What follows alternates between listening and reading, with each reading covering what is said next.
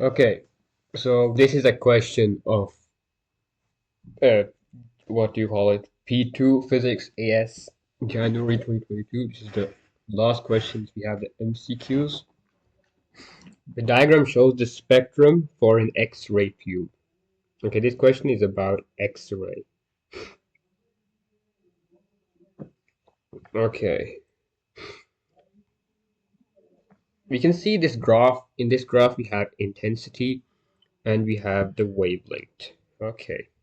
The minimum wavelength, okay, of X-rays emitted from the X-ray tube can be reduced. Okay. One thing we learned from the X-ray, the topic when we read it when we read it in the book, the spikes that are formed. You can see the spikes here, right? These spikes they do not change when we alter the tube voltage. So changing the potential difference across the tube won't change the position of these spikes. Okay. How can we the minimum wavelength we reduce? So the minimum wavelength we have a formula which we need to keep in mind. It's minimum wavelength is Planck constant times velocity speed of light divided by EV. So it can be reduced by, because we know they are inversely proportional. According to this equation, they are inversely proportional. So if we increase the voltage, the minimum wavelength is going to decrease. We need to reduce it, right? It's written here. X-ray tube can be reduced by. Okay.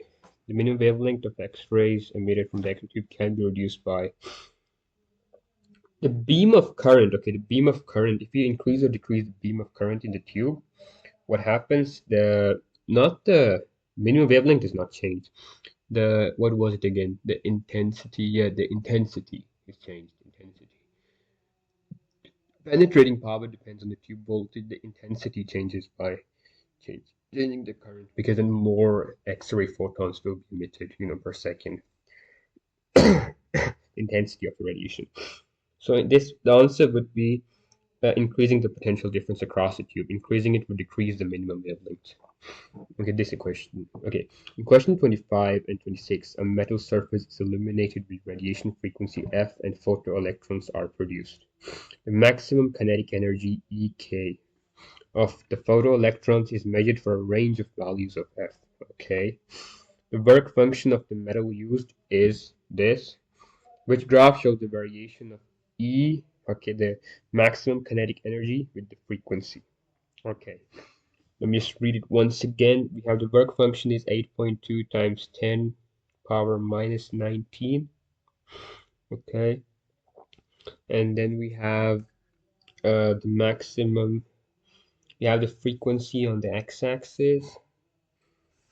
Okay. What else do we have? The maximum kinetic energy for the photoelectrons is measured for a range of values of F. Okay. We graph show the variation of EK max with F. Okay.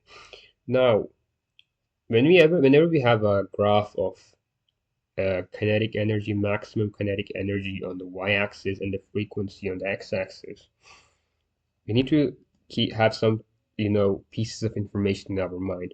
One thing, the line, whatever the line is, its gradient is equal to h, Planck constant, which is 6.63 times 10 minus 34. Where it cuts the x-axis, that's the point where we get that's the threshold frequency, the minimum frequency needed in order to in order for the electrons to be emitted, because that's the minimum required energy for the photoelectrons to be emitted from the metal surface. Whenever you get these lines, you have to extrapolate them. You have to like draw their full range backwards, like draw a dotted line, extrapolate them. I don't have a scale right now, but this is how it's going to be drawn. Something like this. Okay, I can draw it. Wait a second. I know I've got an idea. Like this. Let me draw a line like this.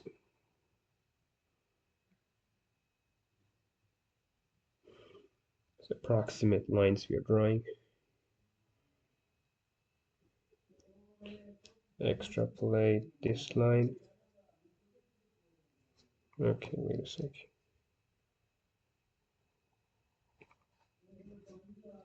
It's going.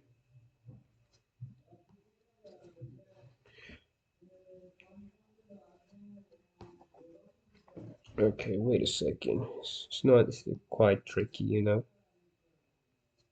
get exactly onto it, but you can get like a rough value.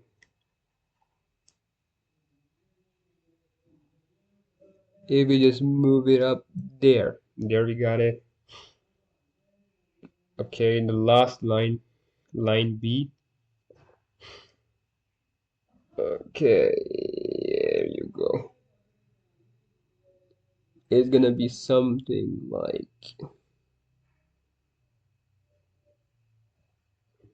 this for some reason. That's how I got the lines. Okay. Now, where it cuts the y-axis, that is the work function of the metal. That's also a point that needs to be remembered. Okay. So which line? Which draws the variation of okay, kinetic energy max with the frequency. It's where it cuts at 8.2 something. So the line that is closest to 8.2, it cannot be B for sure. It cannot be, it can be A. Okay, this is gonna be -6, this is gonna be -7, this is gonna be -8. I think it's A. A is gonna be the answer. Because this line is close to D, but D is cutting a little bit behind. Okay, nice. Last part. Okay, I already solved it. When I solved again, I'm going to explain each part. Which single change will cause the stopping potential of the photoelectrons to increase? The stopping potential is the energy needed, no, the voltage needed, the voltage needed in order to stop the photoelectrons from being emitted. So this energy that's used by applying the stopping potential, it reduces the kinetic energy of the photoelectrons to 0. It like takes away it makes the photoelectrons lose their kinetic energy from their maximum kinetic energy they have to 0. So which single change will cause the stopping potential of the photoelectrons to increase? So it can only increase if the photoelectrons have more kinetic energy. More kinetic energy. So how can we do that? Increasing the number of photons per second that are incident on the surface? No. This will only increase the number of photoelectrons emitted, not the energy. Increasing the wavelength of the incident radiation. Increasing the wavelength will only decrease the frequency, and we need increased frequency because more frequency means more energy, so this can't be the option either. First and second part is not applicable in this question. Using a metal of greater work function. That doesn't make sense too, because that means more energy would be needed in order to remove them. That means less of the proportion of the energy of that particular photon would go to the kinetic energy.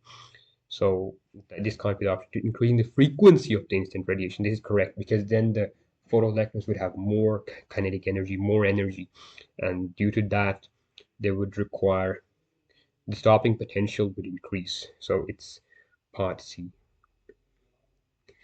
And that's it. This is how you solve the question.